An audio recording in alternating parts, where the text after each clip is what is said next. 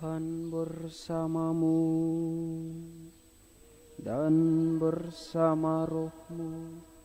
Inilah Injil Yesus Kristus menurut Santo Yohanes. Dimuliakanlah Tuhan. Setelah Yesus wafat disalib, pada malam pertama sesudah hari Sabat, berkumpullah murid-murid Yesus di suatu tempat dengan pintu-pintu yang terkunci, karena mereka takut kepada orang-orang Yahudi. Pada waktu itu datanglah Yesus berdiri di tengah-tengah mereka dan berkata, "Damai sejahtera bagi kamu." Sesudah berkata demikian, Yesus menunjukkan tangan dan lambungnya kepada mereka. Murid-murid itu bersuka cita ketika mereka melihat Tuhan. Maka kata Yesus sekali lagi, "Damai sejahtera bagi kamu." Sama seperti Bapa mengutus aku, demikian juga sekarang aku mengutus kamu. Dan sesudah berkata demikian, Yesus menghembusi mereka dan berkata, "Terimalah Roh Kudus. Jikalau kamu mengampuni dosa orang, dosanya diampuni. Dan jikalau kamu menyatakan dosa orang tetap ada, dosanya tetap ada." Pada waktu Yesus datang itu, Thomas, seorang dari ke-12 murid yang juga disebut Didimus, tidak ada bersama-sama mereka. Maka kata murid-murid yang lain itu kepadanya, "Kami telah melihat Tuhan."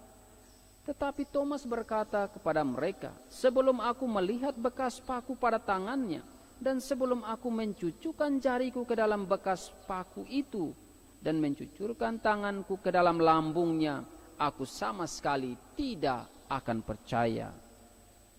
8 hari kemudian murid-murid Yesus berada kembali dalam rumah itu, dan Thomas bersama-sama dengan mereka.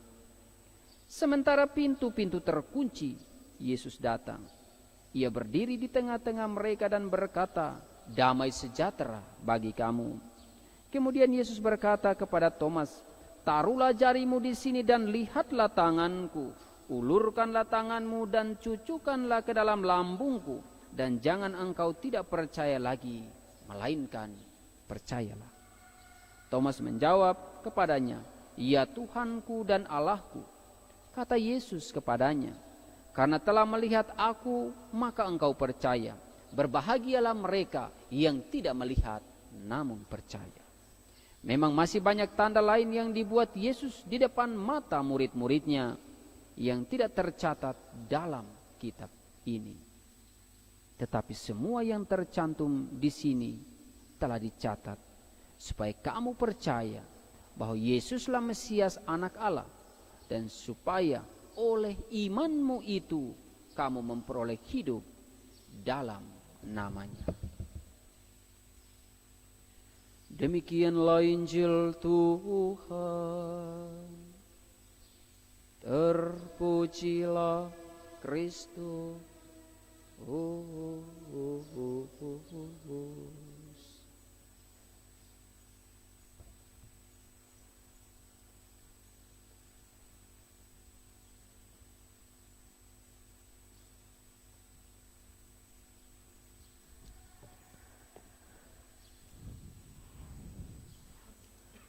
Romo Janu, yang terkasih para saudara sekalian, umat Allah, kita semua yang sedang berada di rumah, selamat pagi dan selamat hari Minggu untuk kita semua. Hari ini adalah hari Minggu Kerahiman Ilahi, hari di mana kita mengenangkan dan merayakan kasih kerahiman Tuhan yang betapa lebar, yang betapa luas, tinggi dan dalamnya. Kasih itu ditunjukkan kepada kita semua, terutama melalui wafat Yesus di salib. Santa Faustina, Rasul Kerahiman Ilahi mengatakan, Yesus mengatakan kepadanya dan ia sampaikan kepada kita, Yesus berpesan, "Kalau kamu tidak yakin bahwa dengan kematianku aku mengasihimu, dengan cara apa lagi aku dapat meyakinkanmu?" Kasih dan kerahiman Tuhan adalah yang kita butuhkan saat ini. Kasih dan kerahiman Tuhan adalah yang dunia butuhkan saat ini. Kasih dan kerahiman Tuhan adalah yang menjadi harapan saat ini. Saudara-saudara terkasih, Setelah Yesus disalibkan, murid-murid menjadi kacau balau. Murid-murid merasa kehilangan, mereka takut, mereka resah, merasa gelisah dan cemas. Karena itu Injil mencatat bahwa mereka berkumpul di tempat dengan pintu-pintu yang terkunci. Jadi murid-murid isolasi diri. Karena apa? Karena mereka takut. Mereka karantina diri karena apa? Mereka takut pada orang-orang Yahudi.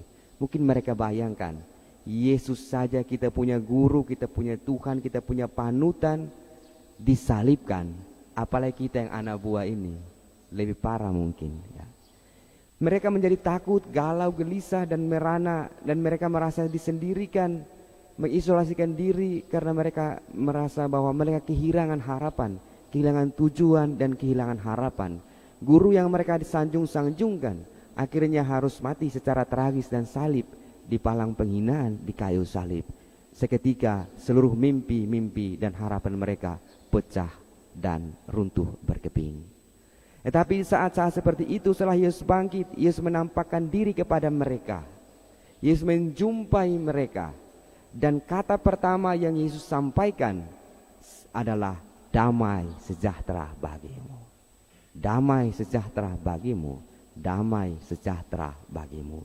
Injil mencatat hari ini ada 3 kali Yesus mengucapkan damai sejahtera bagimu. Damai sejahtera bagimu. Damai sejahtera bagimu. Dan saat ini Bapak Ibu, bayangkan Tuhan mengetuk pintu rumahmu dan menyapamu saat ini, damai sejahtera bagimu. Damailah engkau sekalipun di tengah badai. Damailah engkau sekalipun engkau dalam kecemasan. Damailah engkau sekalipun dalam ketakutan dan putus harapan.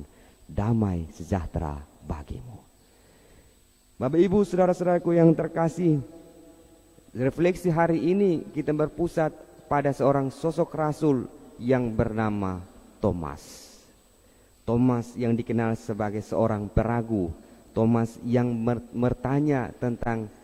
mempertanyakan kebangkitan Yesus yang sebelumnya dikatakan murid-murid kepadanya. Thomas memang tidak percaya ketika murid-murid katakan kepada dia bahwa kami telah melihat Tuhan. Karena apa? Injil mencatat bahwa minggu sebelumnya ketika 8 hari yang lalu Yesus menampakkan diri, Thomas tidak ada di situ. Jadi ya wajar. Thomas yang punya akal sehat, mungkin dia juga ada putus asa dan kecewa. Tidak mungkin. Saya belum percaya. Sebelum saya melihat bekas paku pada tangannya dan sebelum saya mencucukkan jariku dalam bekas paku itu dan mencucukkan jariku ke dalam lambungnya, sekali-kali aku tidak percaya. Itu yang dikatakan Thomas karena pada penampakan sebelumnya ia sedang tidak berada bersama murid-murid yang lain. Jadi ia belum mengalami penampakan Yesus sebenarnya. Dan wajar juga bahwa dia belum percaya. Ia mau membuktikan bahwa apakah Yesus bangkit betul atau tidak. Dan ketika Yesus 8 hari kemudian, Injil mencatat ketika Yesus murid-murid sedang berada di suatu tempat dengan pintu-pintu yang terkunci, Yesus menyapa mereka mengatakan damai sejahtera bagimu. Dan Yesus langsung menuju ke Thomas. Yesus katakan pada Thomas, taruhlah jarimu di sini dan lihatlah tanganku, ulurkanlah tanganmu dan cucukkan ke dalam lambungku. Jangan engkau tidak percaya lagi, melainkan percayalah. Lalu Thomas mengatakan hanya 2 kata, ya Tuhanku dan Allahku. Ini adalah pengakuan iman Thomas yang paling luhur dan paling murni. Thomas yang sebelumnya bimbang dan ragu-ragu mengalami satu lompatan iman yang luar biasa. Tidak ada kata-kata lain, tidak ada satu kata-kata yang lain, hanya satu pengakuan yang paling tinggi dari imannya yang murni. Dan dia hanya kagum dan takut serta berseru, ya Tuhanku dan Allahku.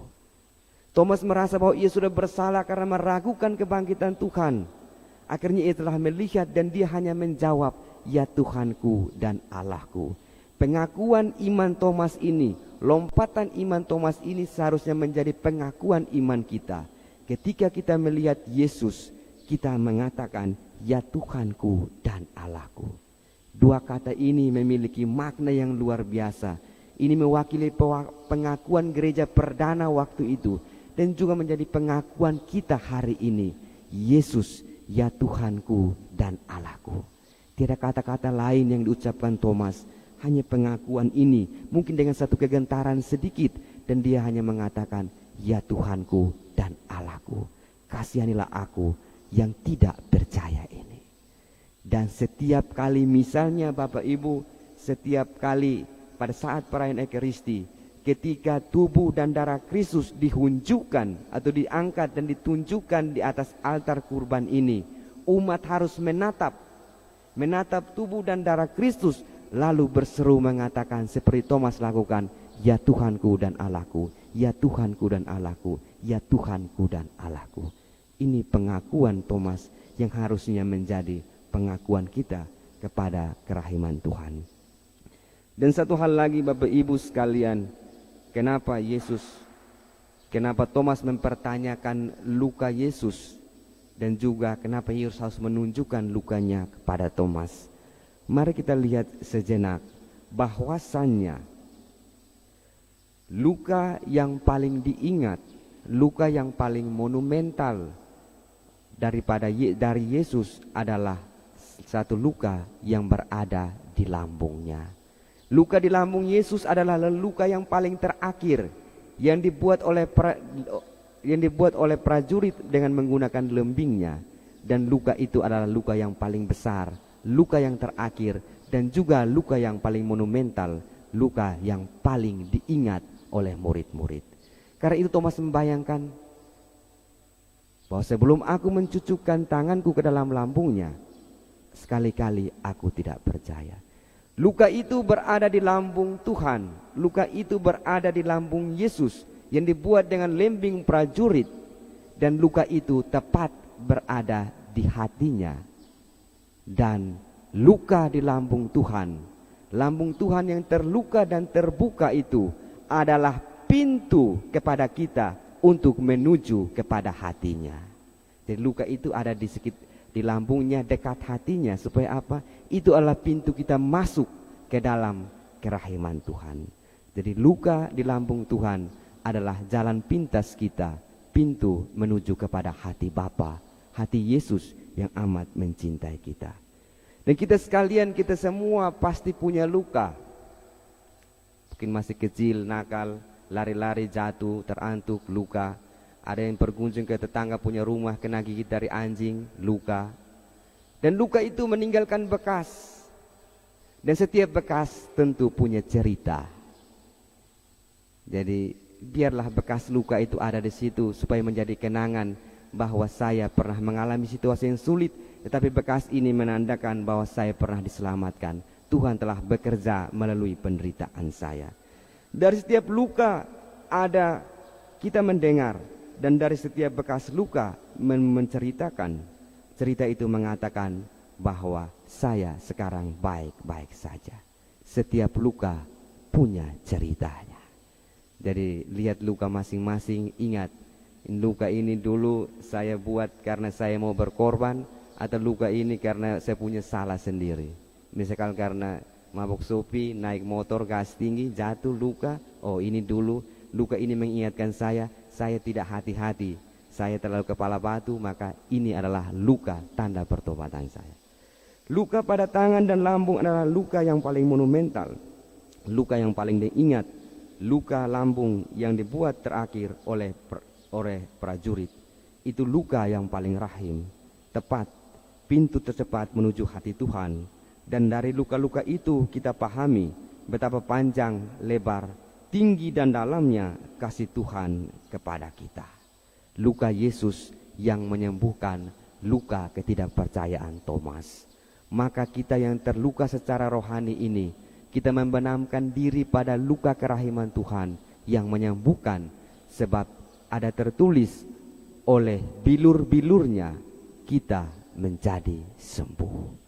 Luka-luka Tuhan seperti bercahaya kepada kita saat ini, dan terpancarlah sinar kerahiman kepada kita yang menyinari kegelapan kita masing-masing, yang menyinari situasi hidup kita yang gelap.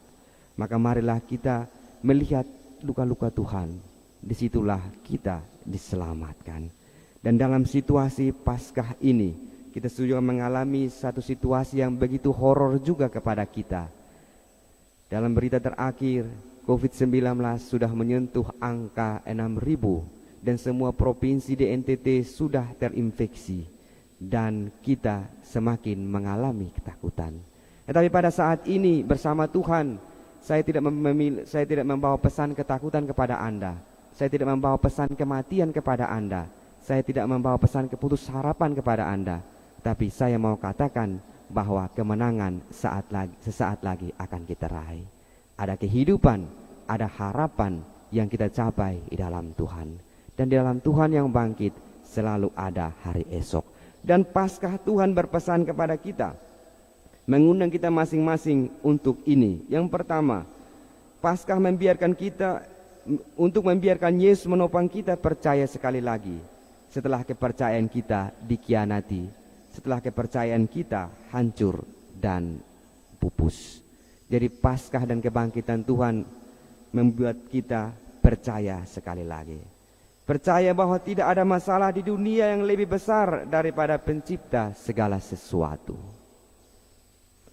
Juga untuk mengizinkan Yesus membantu kita mencintai sekali lagi selepas cinta kita ditolak atau dikhianati. Kita belajar untuk mencintai sekali lagi. Juga untuk mengizinkan kita bangkit dan berjalan lagi setelah tersandung dan jatuh.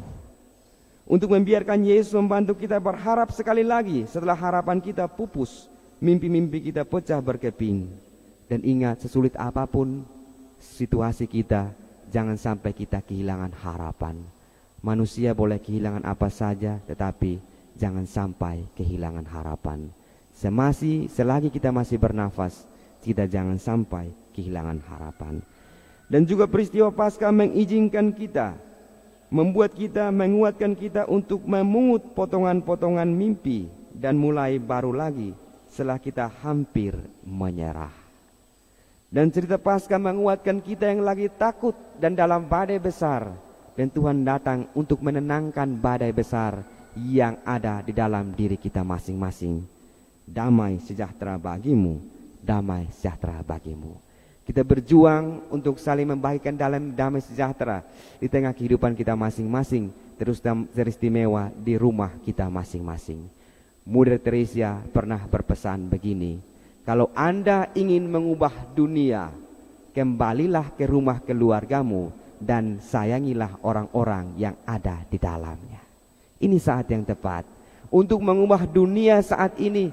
Kembalilah ke rumahmu, jumpailah orang-orang yang ada di rumahmu dan sayangilah mereka. Itu adalah caramu untuk mengubah dunia. Dan saat ini kita tidak saja berperang melawan virus corona, tetapi lebih jauh dari itu kita berperang melawan diri kita sendiri. Kita berperang melawan ketakutan kita. Kita berperang melawan kebodohan kita. Kita berperang melawan ego kita sendiri, berperang melawan kesombongan kita sendiri, dan berperang melawan keegoisan kita sendiri. Karena itu jangan sampai kesombongan kita mencelakakan kita atau mencampakkan kita ke dalam tubir yang paling dalam. Karena terkadang kita berpikir bahwa kesulitan yang kita peroleh atau bencana yang kita peroleh, kita pikir bahwa itu Tuhan yang buat. Menurut saya Tuhan tidak memberi kita itu rancangan buruk. Tuhan selalu memberikan rancangan baik kepada kita karena Ia mengasihi kita. Tuhan tidak memberikan kepada kita bencana karena Ia mengasihi kita.